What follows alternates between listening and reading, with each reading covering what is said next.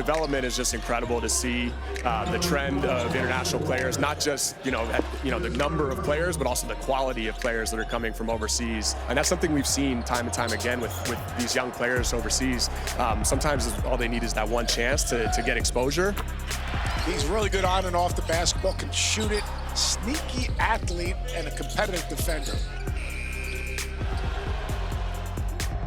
Not to correct you, but I'd say he put some Australian on it. Yeah, he did put.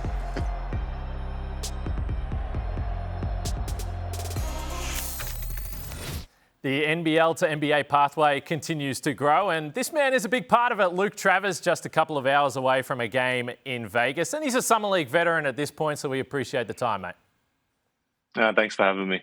Now, I did already mention the fact you're a Summer League veteran. This is your third time around with the Cleveland Cavaliers, and I am curious what has changed over the years for you. And when you board the plane this time to come over, you know what to expect, but how has your goals changed as you move across?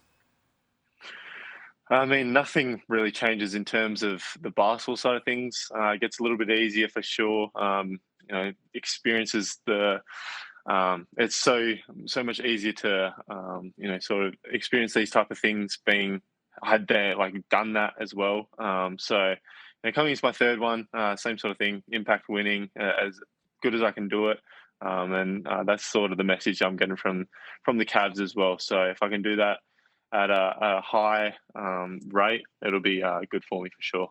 Now, you tell me, but when you say impact winning, we've watched you, it feels like forever now in the NBL, and you've always been that guy that does a little bit of everything to a really high level. So we see a lot of guys potentially struggle as they go to Vegas and play that style of basketball. Does it feel like a big adjustment for you now? No, not an adjustment. It's definitely harder sometimes to do it over here, but yeah, like you say, the way that I impact the game is just through offense. I'll just get my own by, rebounds or running the offense as well. So trying to figure out that sort of thing is a little bit different. Obviously, there's so much more ISO ball over here and stuff, but just trying to figure it all out. Obviously, being my third, it's a little bit easier. Struggled last night, but that happens. And yeah, like you said, it's just about playing the right way, on the defensive end, playing hard and kind of creating my offense on that side as well. How have you seen the Summer League, you can say circus, but how have you seen the attention grow over the years as well? You are a couple of hours away. People can watch 11 a.m. You're playing against Bronny James and the Lakers. I feel like there'll be a fair few fans in attendance for this game, but how have you seen the spectacle grow? Man, I feel like everywhere I go, whether it's NBL, NBA Summer League, all that stuff, it's growing so much, and it's really cool to see and be a part of as well. But yeah, this year's huge as well. Like, it's always, you struggle to get parking there as well, and even getting to the games is a little bit harder as well. And it's really cool to see. Obviously, basketball's growing so much worldwide, but also in Australia as well. Now, we know from the 56th pick back in 2022, and you've been asked this question a whole bunch of times, and you know there are a lot of eyes on you playing with the Cavs now, but there are also Melbourne United fans potentially at home, and they're curious. So let's just cut to the chase. Are you going to be playing for Melbourne United, or are you going to be staying with the Cavs this year? What can you tell us? I mean, I feel like everyone knows just as much as me. It's kind of all up in the air at the moment. So we'll see. I just got to go out there and play the right way, and I think the results will kind of take care of itself. Well, I don't believe you that people on the couch know as much as you, but what are the conversations like? Do you get involved with it? You obviously know what they want from you and what they expect from you here in Vegas, but how much are you chatting to your agent, chatting to the team, chatting to the coaches to try and get some sort of sense for where it's at? I mean, there's a lot of conversations going on. Obviously, that's just kind of, I want to say that's what I've been able to do at Melbourne has definitely helped that. But yeah, the conversation has been super positive. They always have been. And, just the thought of being able to play alongside, like Donovan Mitchell, Darius Garland, I feel like I'll, complement them pretty well as well. And I'll just do the little things for them. And it makes it so much easier to play with those type of guys as well. It's kind of just how I play. It's off the ball. It's playing defense. It's doing all the little things to make it easier for those guys. So those are the conversations that we've had a little bit up to this point, but yeah, like I said, it's all up in the air at the moment. So we just got to go out there and continue to do what I'm doing, and hopefully it all comes together.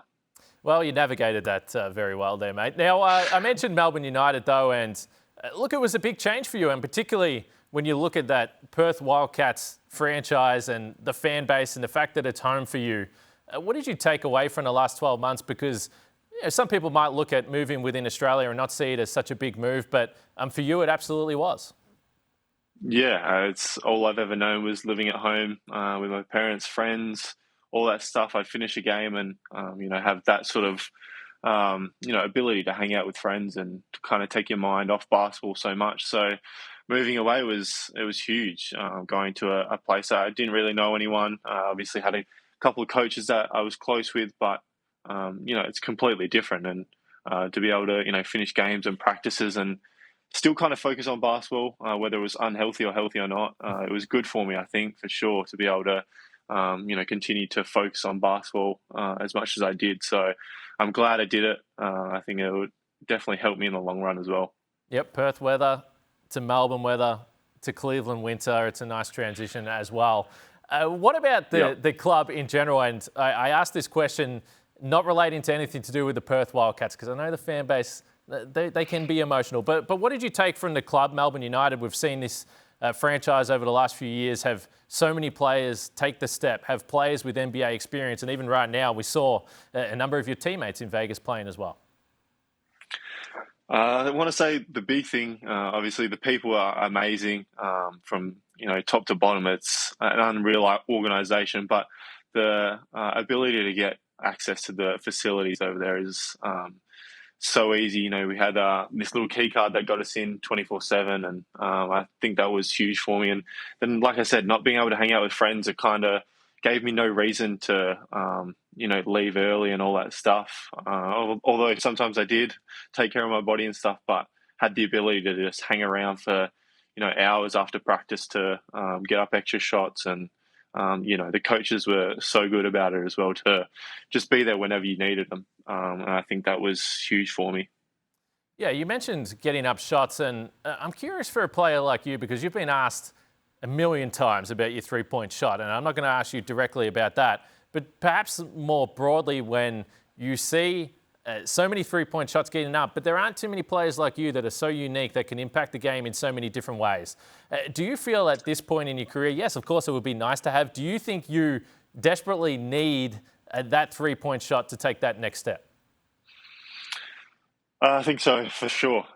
Being able to space the floor, although sometimes I don't need it, it would definitely be good to have. And being able to, play the defensive end so hard and get stops for guys, and then to be able to space the floor. I think it's just how basketball is nowadays. But, coming over here, it's going to be a lot more, like I said, access to facilities and stuff like that. So, if that does happen out, to be able to have that sort of access to that, it will be, unbelievable for me, for sure.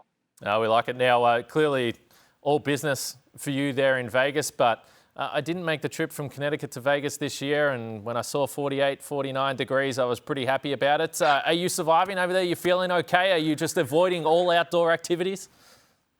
I'm pretty good. Used to it a little bit from WA, Yeah. but yeah, it's still a whole nother beast out here. So I have been sticking around the hotel room pretty often. Got my PlayStation set up, and so I'm just chilling out here as well. We like it, and we've appreciated watching your development over the years. Like I said, it feels like you've been in the NBL forever, and we know it's still just the beginning for you, a couple of hours away from tip-off, so very generous with your time, Luke Travers. We appreciate it. Thank you. Thanks for having me.